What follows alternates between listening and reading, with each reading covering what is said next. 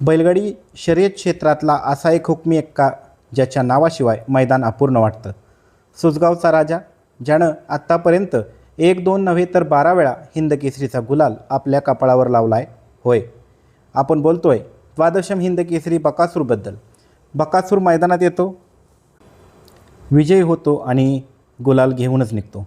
पण मित्रांनो, या महाकाय नंदीला मैदानात चमकवण्यासाठी पडद्यामागे काय मेहनत असते, हा राजा गोठ्यातून पहाटे कधी निघतो आणि त्याचे नियोजन कसे असते, हे आपण या व्हिडिओच्या माध्यमातून पाहणार आहोत. मित्रांनो, उन्हाळ्यातील एप्रिल महिन्यातील एका पहाटेचा हा खास व्हिडिओ आपल्या प्रेक्षकांच्या भेटीसाठी घेऊन आलो आहे.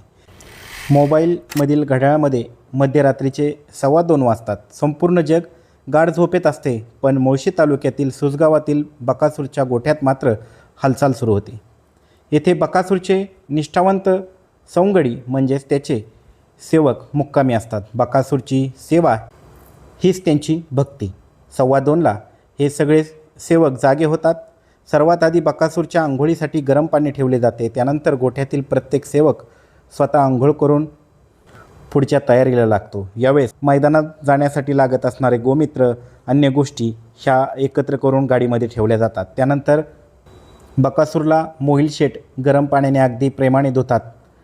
त्यानंतर ते स्वतःचे आवरून पुन्हा बकासूरच्या जवळ येतात. बकासूरच्या शिंगांना निकॅप लावणे, कपाळावर गुलाल लावणे आणि त्याच्या निकॅपमध्ये कडुलिंबाचा पालाही लावणे हे ते नेहमीच नित्यक्रमाने करत असतात. बकासूरला देखील आपल्या मालकाचा आणि सेवकांचा हा स्पर्श चांगला ठाऊक आहे. त्यानंतर तयारी होते आता मैदानाकडे रवाना होण्याची. त्यामुळे बकासूरला घेऊन जाणारी त्याची पिकअप गाडी ही रिवर्स करून गोठ्याच्या दिशेला लावली जाते. बकासूरसुद्धा अगदी मोठ्या जोशामध्ये त्या पिकअप गाडीमध्ये शिरतो आणि त्यानंतरनं मोहिल गाडीला स्टार्टर मारण्याच्या अगोदर गाडीच्या डॅशबोर्डवर असणारे श्री चैतन्य कानिफनाथ महाराज यांच्या चरणी उदबत्ती लावतात आणि बकासूरच्या यशासाठी आणि सुरक्षिततेसाठी प्रार्थना करतात आणि गाडीला स्टार्टर मारतात. गाडी गोठ्यापासून सुसगावच्या दिशेने निघते.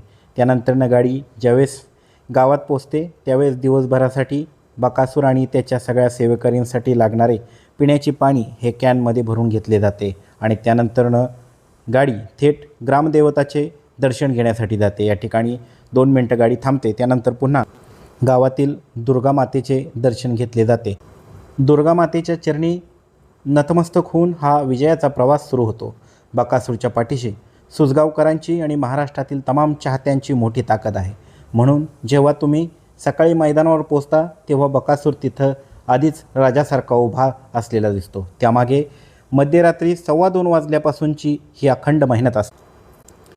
मित्रांनो, हा व्हिडिओ जरी काही महिन्यांपूर्वीचा असला तरी बकासूरची शिस्त आणि त्याच्या सेवकांची ही निस्सीम सेवा आजही तशीच अविरत सुरू आहे.